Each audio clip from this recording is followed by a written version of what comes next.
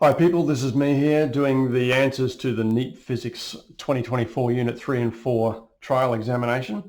As I'm doing this, I'm assuming that you've got both the questions and the answers with you so that you're looking at them, you have them available to look at. I'm not going to show you most of the questions. I do have the exam here, and there are bits and pieces that I will show you, but typically I won't bother showing you the question. I'll assume that you've got it in front of you to read. And I'm also not going to show you their solutions because you've already got that. I'm not just going to be reading out their solutions and copying it. I'm going to be telling you things you don't know, telling you things that you can't find from the question or the answers, explaining why what they say is right. Excuse me. Right, let's get into it. Okay, question 1. This is a question about momentum and kinetic energy. Everything about a collision involves momentum. If there's a collision mentioned, it will be a momentum question, or momentum will feature in there somehow. This particular question, the answer is B. Excuse me. They've just tried to disguise the rules of conservation of momentum, and conservation of energy in the equations that you see above the table of answers. They've got total momentum before a collision equals total momentum after a collision plus P, and the P should be 0, right? Because in all collisions momentum is conserved, so the total before should be the total after. Whereas the kinetic energy is not conserved unless it's an elastic collision, and they said that this was an inelastic collision, and so you straight away know that energy isn't conserved, and the only one that says that is B. Question 2 is also a conservation of energy question. It's about, says a spring sits horizontally and is fully compressed by 10 centimeters with a 10-gram ball against one end. When it's released and fully extends, the ball moves away at a certain speed. All of the strain potential energy in the compressed spring is converted into kinetic energy of the ball, right? There's no other form of energy involved. So they're going from the start to the end. And so the half kx squared, which is the strain potential energy at the beginning of it, is going to be equal to the total kinetic energy of the ball afterward. And you solve that for the spring constant. It's a fair bit of work to do for 1 mark, but it's reasonably easy to do. Okay, question 3, I'm just going to move that into the field of view for you. Question 3 is an easy one to get wrong. But there is a shortcut. It's only, all of these questions are only worth 1 mark. There is normally a fast way to do them. No multiple choice question should take you more than about 2 minutes. They should take an average of 1. So some of them are going to take about 20 seconds. This is a long one though. The answer is B. And what you need to understand is that the impulse is force times time, which means it will also be the area under the graph. So they've given you 4 different graphs. You need to figure out which one's area under the graph excuse me, comes to 5 newtons per second. Oh, pardon me, 5 newton seconds. A shortcut here is that the area of any triangle is half of the area of any rectangle that it stands in. That's the sort of thing you probably learn at about year 6 or something, and you forget. That's why the area of a triangle is the base times the height divided by 2. Base times the height would be the area of the rectangle. So when I looked at this one, instead of trying to figure out which triangle came to a total of 5, I just figured out which rectangle came to a total of 10. And that was an extreme shortcut. I didn't even bother about getting the units right. I just went as rough as hell. I went, one of them is 5 times 1.6, so 5 times 1.6 is 8. So that's not going to come to 10. I'm looking for an answer of 10 for a rectangle, right? Dividing that by 2 gives us 5. So the rectangle has to come to 10. So anything that didn't come to anything like 10 was not going to be in it. Right? If it started off at 3.2, there's no way I can change that to 10. If I got an answer of near 0.01 or 100 or something, without bothering to get the decimal point in the right place, that was probably the answer. Right? And only one of them, B, gave you that sort of result. So that's the way to sort of make what could be a really hard, long-winded question where you do 4 calculations a little bit faster for the 1 mark that it's worth. Okay, question 4. This is a good one. This is not an easy question at all. Toy car of mass M traveling horizontally at speed v as it approaches a vertical circular loop of radius r. The toy car travels through the loop as shown in the diagram. It loses contact with the track at the top of the loop. Now it is still at the top of the loop. It still made it to the top of the loop. That's important. And it says, what is the correct expression for the car's kinetic energy at the top of the loop? Ignore friction. All right, so let's just look at this. These three diagrams you need to understand. Right? There are, not just for this question, but there are quite a few questions where you're going to need to understand this. So this is worth doing a bit of a deep dive at. Okay. When, if that car drives around the loop too slowly, it makes sense that it's not going to get to the top. Or if it gets to the top, it's only just going to get to the top, and then instead of continuing the circle, it's going to be going too slow, so it's actually going to fall off, and it's going to not use the tracks to get it into the circle because gravity is going to do more than the job is necessary. All right, so I've drawn gravity there in pink, and the excuse me, and the black arrow here is F equals mv squared on r. That's the amount of force needed to turn it into a circular path. If the v is low, that's low. Right? So if you're going very slowly, you don't need much force to turn you into a circle. So if you're going too slow, you won't go around that circle, you go around a smaller circle, and you'll end up leaving those tracks. All right? If you go too fast, if you go more than fast enough, right, that's when you need these tracks in the way, because if you go too fast and the tracks aren't there, you're actually going to make a bigger circle. You're going to go flying off into the air. You'll still be doing a circular path, but it'll be a larger circle. So you need the normal reaction of the tracks pushing against your upside down wheels to hold you in that circular path. Right? So this is the situation when you're going easily fast enough, right? More than fast enough to get around the circle. Okay.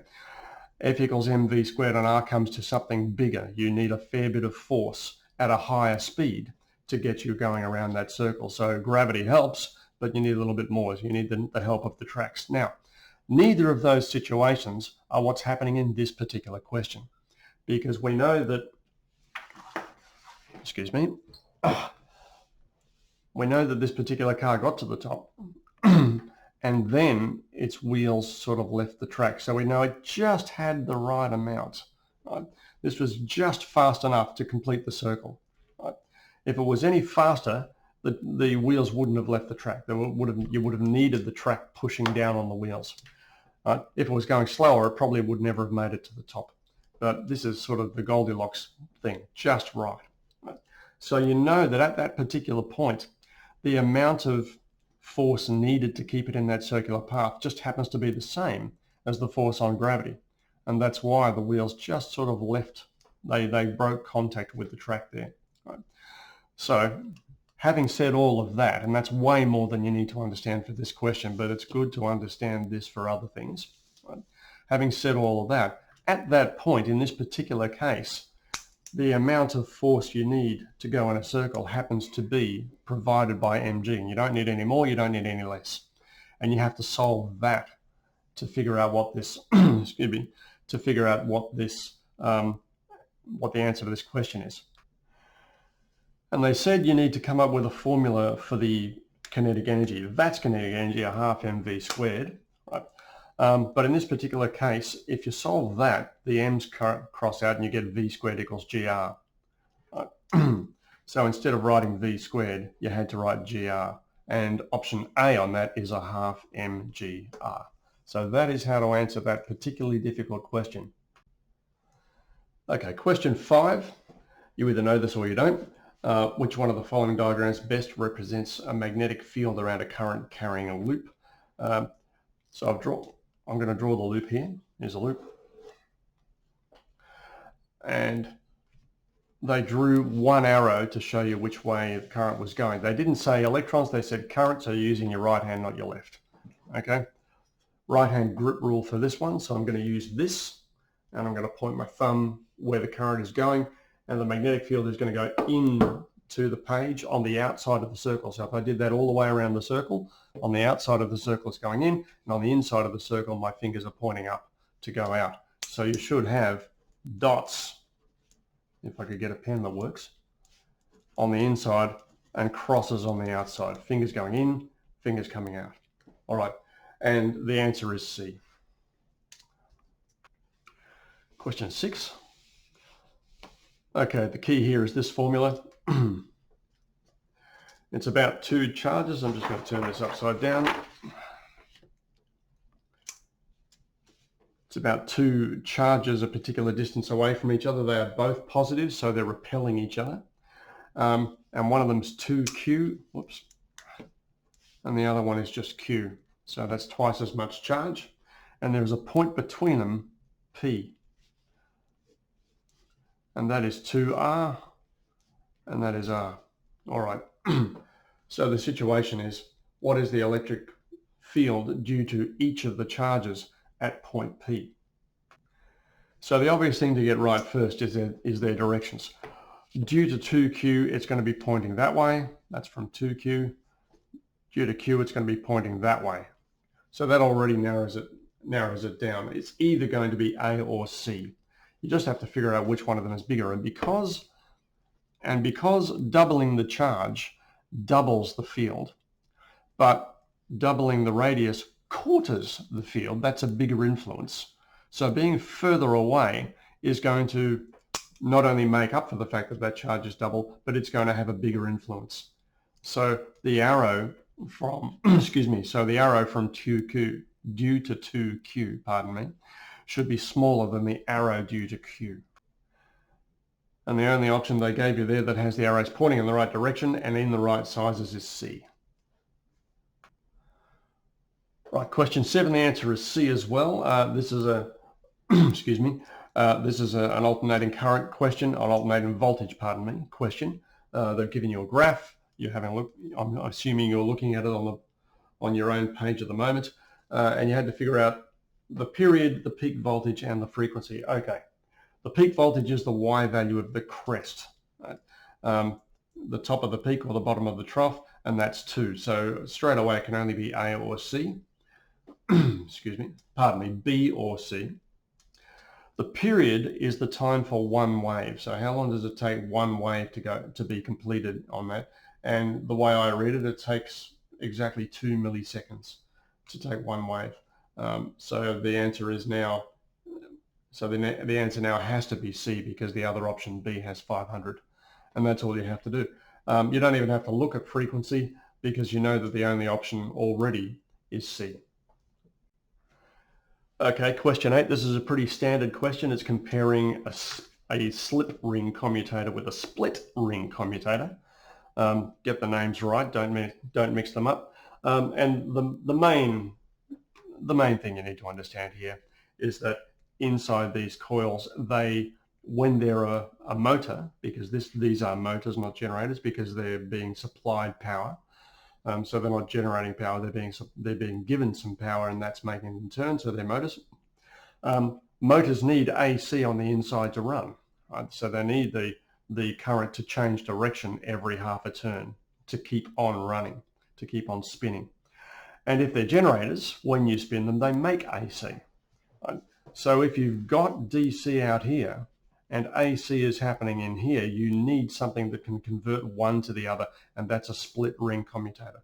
Split ring commutators convert AC to DC, whichever way they go, and split ring commutators just keep everything the same.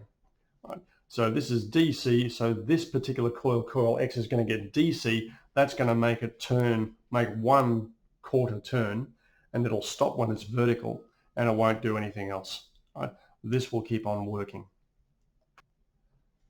Now, as far as whether this one turns anti-clockwise or clockwise, I'm going to use my right hand, right? So I'm going to use conventional current. So that's coming out of the larger of the two lines. Conventional current is going here. So conventional current is going into the page on the left. So if I use my right hand rule, put my fingers facing north to south, thumb into the page, my palm ends up pointing down. So that side's going to go down and the other side's going to go up, and that'll mean anti-clockwise motion. All right. And they're both configured the same way. So this will go anti-clockwise as well. That's going to go anti-clockwise for a quarter of a turn and then stop. This one will keep on going.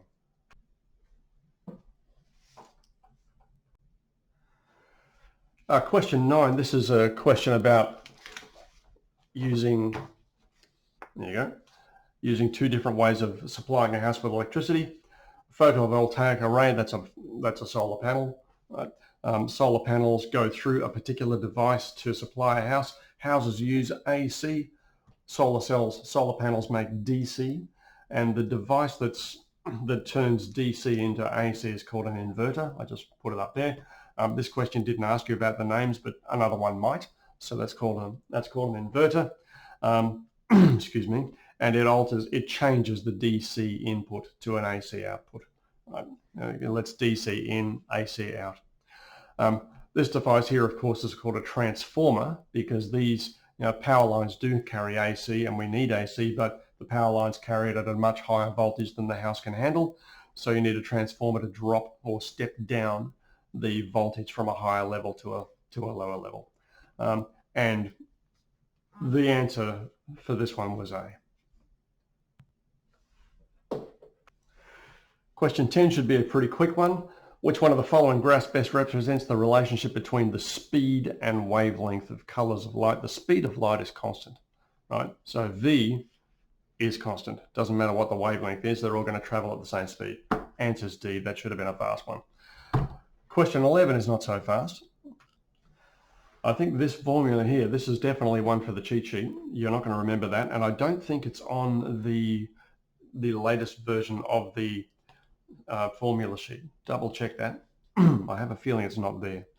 It's a little bit of an obscure one. It relates the frequency of a wave traveling on a string with the velocity of the wave, the length of the string, and the number of the harmonic, right? Whether it's one wave or two wave, or whether it's got, one antinode or two antinodes, or this one's got three antinodes. So in this particular case, N would be 3. Right? But this is the formula to use. You have to solve it to get the velocity. Again, watch things like units here. 65 centimeters has to be 0.65 meters. You can get everything else right and just trip yourself up by something like that. And they often have one of the other answers calculated if you use 65 instead of 0.65. So they will absolutely trap you if you make a little symbol mistake like that. Question 12. Okay. Sam is viewing a couple of small identical objects of a diameter W through the microscope. They expect to find this. They end up finding that. It's a blurry picture. Why? Right? So which one of the following best explains why Sam sees it all blurry? And the answer is C. This ratio here. This is all about this. Right? The ratio of the wavelengths of the light that is being refracted or being reflected or being blocked to make this image, right, versus the distance between the two objects, right, is all that really matters. If that ratio is roughly 1 or anywhere near 1, then you're going to get diffraction. You're going to get a diffraction pattern. You're going to get interference, and you're going to get a blurry image. In most cases, of course, it's normally a tiny number, because the wavelengths of light that we use to see all the objects that we see are microscopic. They're 1/millionth of a millimeter. They're a billionth of a meter. And the stuff that we normally look at, like these letters on the page, are way bigger than a billionth of a meter. Right? So the ratio of the wavelength to W is tiny. It's like a tiny amount to a much larger number. But if that ratio is about 1, if you're looking at something that's microscopic, right, then it'll blur. And that's why electron microscopes tend to do way better than light microscopes when you're looking for very small things, because an electron's natural wavelength is way smaller than visual light's natural wavelength. And question 13 sort of gets onto that, so let's have a look at this. I'll just keep the picture here. Let me just get everything in the frame for you. Here you go. All right. Question 13. A beam of X-rays of wavelength 0.154 nanometers is directed towards the surface of nickel foil at various angles, and they get a pattern. Right, and they take a photograph of it. The experiment is repeated using a beam of electrons, and they get that pattern. So the resulting diffraction patterns are shown below: X-rays and electrons. Right, what is the speed of the electrons? Now, these patterns have got the same spacing. In other words, The radius of the outside circles is about the same. The radius of the inside circles is about the same. The one in the middle is about the same.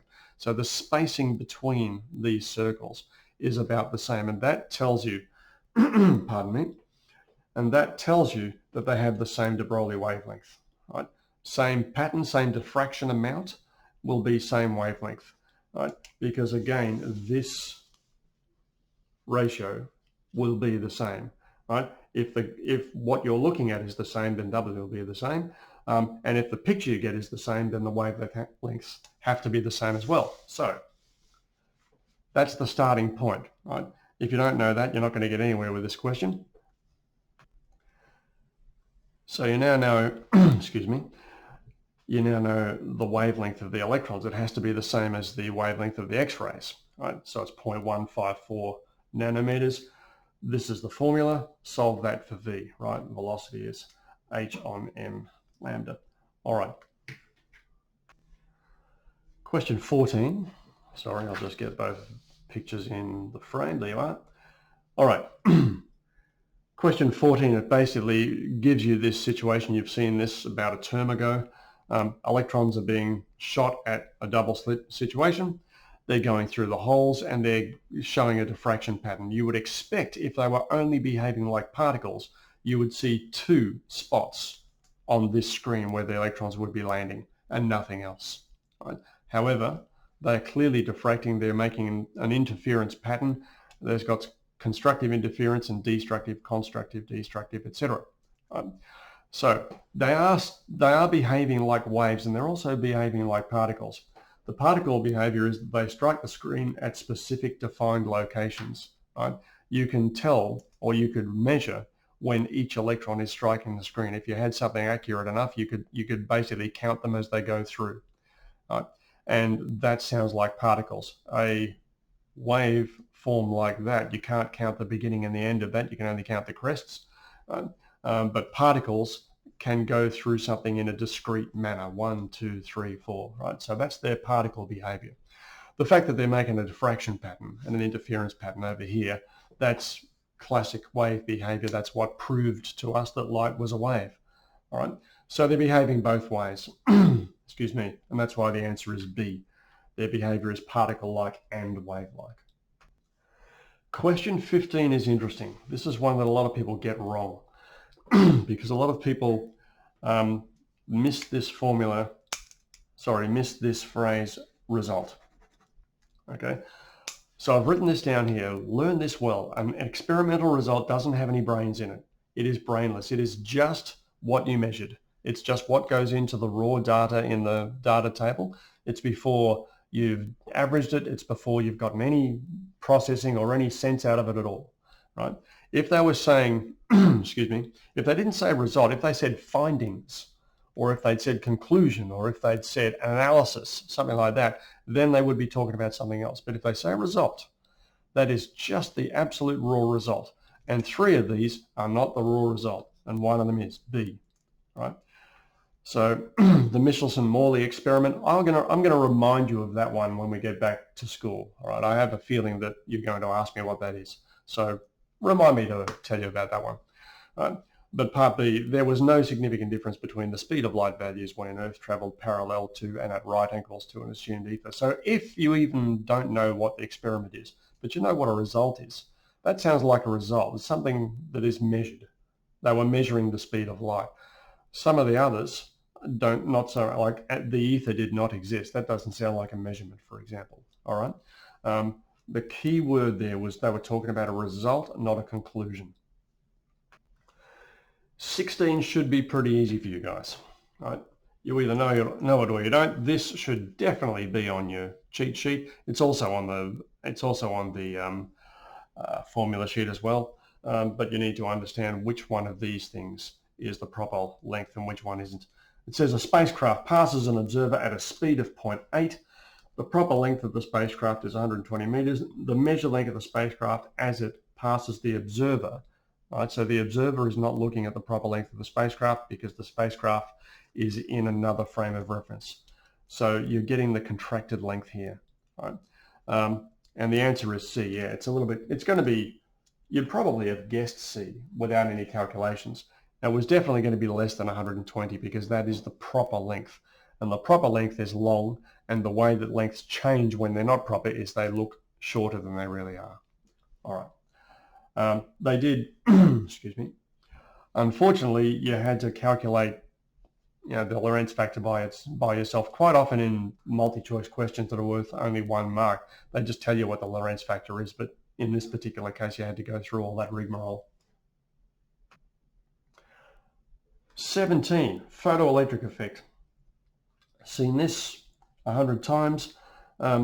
This is the voltage applied to an existing photoelectric effect experiment. Right? The experiment looks like this. You shine photons onto a screen, they make electrons release, and they head across there to the other side of the screen to the collector electrode, the collector plate, and a current starts. And the way to measure the voltage that is creating is to apply a voltage in the other direction that fights against it. Right? And as soon as you turn the voltage up to what that voltage always was, the current will stop because you've got 4 volts going that way and you've got 4 volts going the other way, and that's called the stopping voltage. Okay, you know that. Excuse me. So this is a graph of how much current you get, how many electrons you get going around here at different values of the voltage of that thing. It's not the voltage of the actual photoelectric effect. A lot of people don't quite get that mentally, right? We're not measuring the voltage of the photoelectrons. We're measuring the voltage that this has been set at, okay? And that's why that's not the dependent variable, it's the independent variable, because we're changing that ourselves. That's what you change. All right. So having said that, the students shined red light on a metal surface, so it's red light shining on this. They got that graph. The student then repeats the experiment with blue light, which has a greater intensity. Okay, so there are 2 things that are changing here. Let's go one at a time. Blue photons have got more energy than red ones, right? So they will need a higher stopping voltage to stop. And if you remember rightly, that value there is the stopping voltage. So the stopping voltage for blue light should be further down that trail. Right? So the dashed line needs to be one of these guys, right, that goes further down. And also, more intense light means more photons hitting electrons and more photoelectrons. So you're going to get a higher bar up here. So that's why A is the answer. That's the story for the extra intensity, and that's the result of the higher stopping voltage. Both of those things had to be there. Okay, question 18, just going to turn this over. Right, this is a good one. An experiment, a laser was shone here, a diffraction pattern was found, and the intensity of the light at various positions of constructive interference on this screen was measured, and that's what they got. Right. So the central bright was very bright, and then slightly less bright, but it's basically constructive, destructive, constructive, destructive, etc. So that was an orange laser. They then replaced it with a green laser at the same power. Okay. Now it's worth knowing this one, Roy G. Biv. Just in case you don't know it, people tend to learn that when they're like 9, right? These are the colors of the rainbow: red, orange, yellow, green, blue, indigo, violet. And that is also in order of lowest energy to highest energy, right? It's longest wavelength to shortest wavelength, lowest frequency, highest frequency, whichever way you want to say it. And the further you go down that way, the tighter that pattern should get. So I've drawn it down here. This is what should happen by comparison. Starting with the orange one, the green one should be a little bit tighter, all right? Because, pardon me, because we're shining light of a shorter wavelength through a gap that's the same size as before. So again, that wavelength to width ratio, this thing, is different, right? If the wavelength is bigger, this ratio gets closer to 1 because that number isn't changing, same gap. Right? If the wavelength is smaller, this ratio gets further away from 1. It gets smaller and smaller and smaller. And the smaller that ratio is, the smaller the diffraction pattern is. So it all sort of tightens up, and eventually that gets so small that there isn't any visible diffraction at all, right? Which is why we don't see diffraction patterns around these letters, for example, because the ratio of that to that is so tiny that we don't even notice any diffraction at all of the vision that we get through our own eyes. Last two multi-choice questions, and by the way, I'm going to end this file, this particular video, at the end of the multi-choice questions. There are going to be 3 videos to cover this particular exam in total. Right, question 19. One of the fusion reactions that occurs in the sun involves the combining of 2 identical helium-3 particles to produce helium-4 particle and 2 protons. All right, given you the masses, which one of the following expressions best represents the energy produced by the fusion reaction? Okay. The energy is produced by a mass defect, by a difference between how heavy the reactants were and how heavy the products were. Right, so that will be heavier than that. Right. And the mass that's been lost is the mass defect, and that's the m in E equals mc squared. So to find the energy, you get the mass defect multiplied by c squared. So it won't be that one because that doesn't have c squared on it. Right? The answer is D, because you need to get, excuse me, you need to get the reactants minus the products. It's a little bit different from like the equilibrium thing in chemistry. So you start with the reactants because the reactants will give you a bigger mass number because it's a defect of mass that you've created, and you take away the product. So you had to get something that basically says this. So 2 helium-3 particles minus a helium-4 minus 2 protons. That's what we've got here. 2 of those minus that, multiplied by c squared. That's why the answer is D. And question 20 is one of those ones that a lot of people will forget because it's sort of year 9 level. This is barely even physics. Right? Year 9s and year 10s get this right more than year 11s and 12s. It's one of those things you tend to forget. Okay. Measurement error versus uncertainty. Measurement error is the actual measurement minus the real value. Okay, so if you don't know what the real value of something is, you don't have a measurement error. Right? So it says the student measures the length of the pen to be 9.5 instead of 8.5. So it clearly is roughly 8.5, and these guys have told you it is exactly 8.5. So the student measures it to be 9.5. That's a measurement error, and the size of the measurement error is 1 centimeter. There it is. So the answer is already A because they don't say 1 centimeter. So you know that. And the uncertainty, just in case you need it for another question, equals half the least count of the measuring instrument. So the smallest count that you can measure with this instrument is 1 millimeter, right? And therefore the uncertainty is half of that, which is half a millimeter, which is 0.05 of a centimeter. So that's why A is the answer. Okay, that's the end of this file. The written answers are going to be done in 2 other files. You'll see them on the YouTube channel.